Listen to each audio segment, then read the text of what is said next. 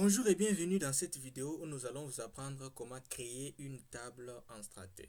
Une table, c'est une étape cruciale qui précède la création des logs stratigraphiques.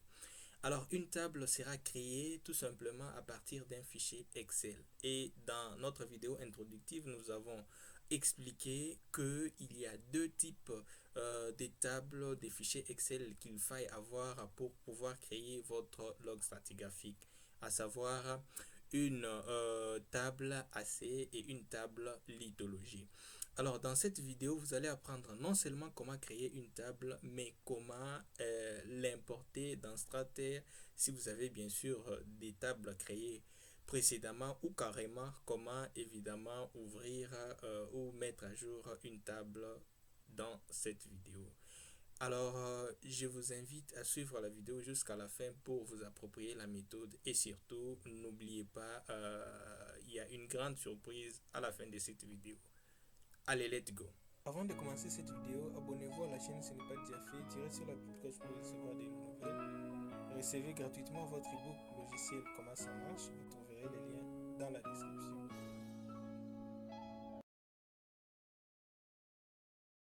À présent, nous allons apprendre la notion de table sur Strater.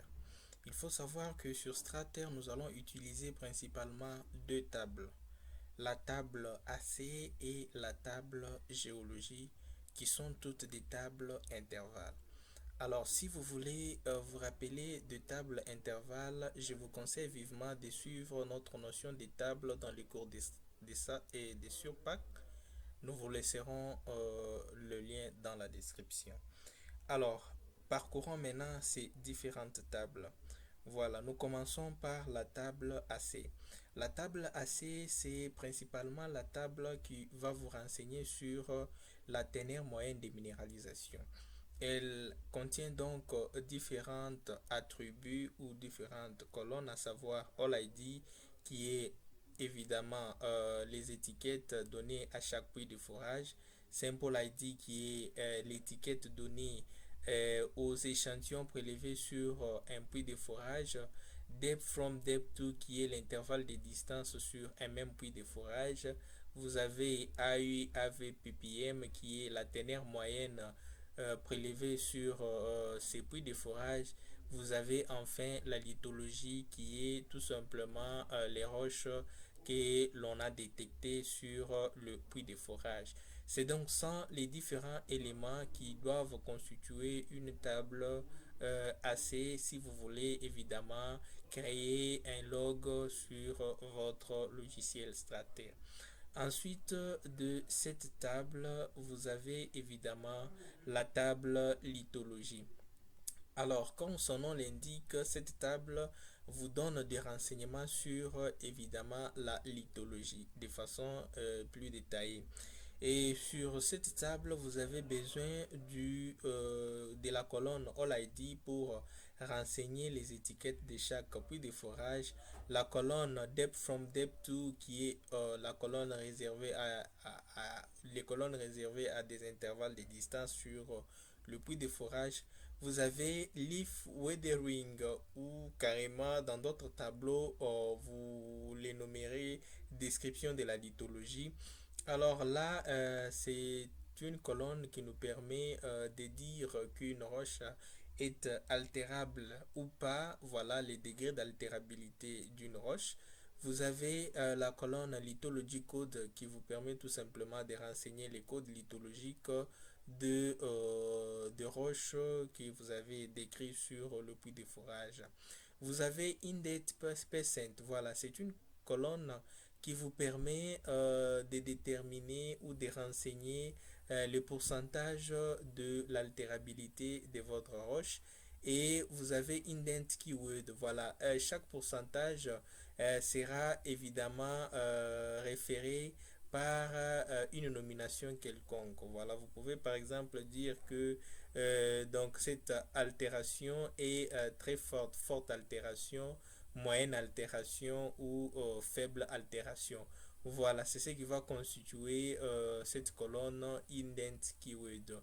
Et vous avez votre échelle indent échelle. Donc par rapport à votre description de l'altération, vous pouvez conférer, n'est-ce pas, un pourcentage à chaque altération. Forte altération, qu'est-ce que vous entendez par forte altération? Ça peut être quel pourcentage, n'est-ce pas?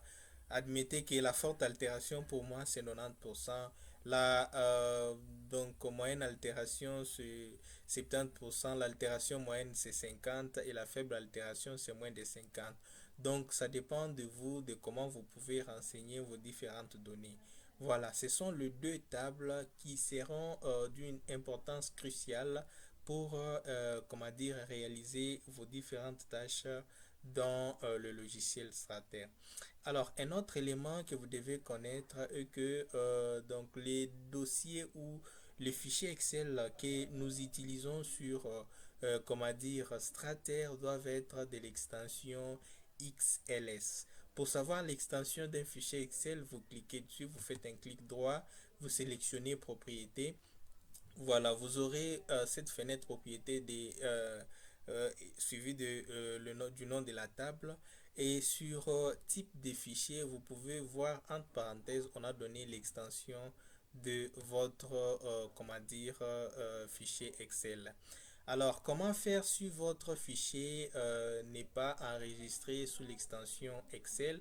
Vous devez aller tout simplement sur le menu fichier. Vous cliquez sur le menu fichier, vous enregistrez sous et vous choisissez l'emplacement de votre ordinateur où vous voulez enregistrer votre fichier Excel. Si c'est au bureau par exemple, voilà, vous allez au bureau, vous sélectionnez bureau et veuillez bien sélectionner classeur Excel 97 2003, n'est-ce pas? Quand vous sélectionnez dessus, vous cliquez enregistrer. Voilà, et même si vous vous rendez sur bureau, vous remarquerez que évidemment votre comment dire, fichier Excel est là et même si vous vérifiez ses propriétés, il aura bien l'extension XLS. Voilà. Alors, c'est donc là les différentes informations importantes que vous devez savoir sur vos tables que vous devez utiliser sur Strater. Alors, une fois que vous connaissez toutes ces informations, comment faire pour créer votre table dans Strater? Voilà, alors une fois que vous ouvrez votre interface graphique, n'est-ce pas, vous avez par défaut cette feuille, donc cet affichage de type feuille. Mais nous voulons plutôt avoir accès à un tableau. Pour cela, nous allons sur le menu de notre espace d'affichage, n'est-ce pas, où vous avez deux types de feuilles. Vous avez Borehole et Data View. Voilà, nous cliquons sur Data View et vous avez cet affichage. Alors pour cela, qu'est-ce que nous allons faire? Nous allons sur l'extrême droit de notre interface graphique et nous cliquons sur cet outil Input Data. Nous cliquons dessus, voilà, une fenêtre ouvrir apparaît et nous allons comment dire, rechercher l'emplacement dans lequel nous avons placé notre table. Voilà. Pour notre part, nous allons chercher dans le dossier table Strater. Nous allons commencer par ouvrir la table AC. Je sélectionne la table AC et je clique sur le bouton ouvrir.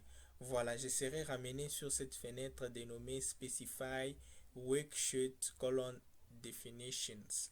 Voilà, et sur cette comment dire, fenêtre, vous voyez que j'ai mes données qui sont prévisualisées. Quant à moi de les apprécier. Alors, si vous voyez que vos données ne s'affichent pas correctement, c'est qu'il y a une erreur. Cela survient souvent pour ceux qui n'enregistrent, qui importent évidemment le fichier Excel sous l'extension XLSX ou sous l'extension CSV. Rassurez-vous que votre fichier Excel est sous l'extension XLS, n'est-ce pas? Et pour que vos données puissent s'afficher correctement, les colonnes bien séparées et des valeurs bien reconnues. Alors, dès que vous avez une bonne affichage, il y a deux cases que vous devez spécifiquement cocher. La case Specify colon header row, n'est-ce pas? Donc, vous voyez que sur notre table, nous avons déjà les noms de colonnes. Donc, il peut s'avérer que dans un autre projet, les noms de colonnes ne sont pas reportés. Mais comme nous les avons, donc nous devons les spécifier en cochant sur cette case. Voilà. Alors, vous voyez qu'on reconnaît automatiquement la première colonne qui est All ID. Même si je clique sur la deuxième colonne, on la reconnaîtra, c'est Simple ID. Voilà. Alors, une fois que cela est fait, rassurez-vous aussi d'avoir cliqué Specify Starting Row. Voilà, pour spécifier le début, les débuts de votre colonne. Voilà. Alors, une fois que cela est fait, je clique sur le bouton Next et je me ramène sur cette fenêtre et dans cette fenêtre, comme j'avais coché la case Specify là-bas, je dois cocher évidemment cette case intervalle. Pourquoi intervalle? Parce que nous avons dit que nous allons utiliser que la table de type intervalle. Il s'agit là de la table lithologie et la table AC. D'où nous devons cocher cette case intervalle. Alors, donc, vous devez renseigner là en bas, spécifier les coordonnées, comment vous avez nommé vos champs pour que cela soit pris en compte. Donc, dans le champ All ID, je dois me renseigner de reporter évidemment la colonne All ID. Dans la colonne From, il y a donc un réajustement automatique, donc nous la laissons comme ça. Et dans la colonne To, nous devons renseigner Dep2. Voilà, nous renseignons Dep2.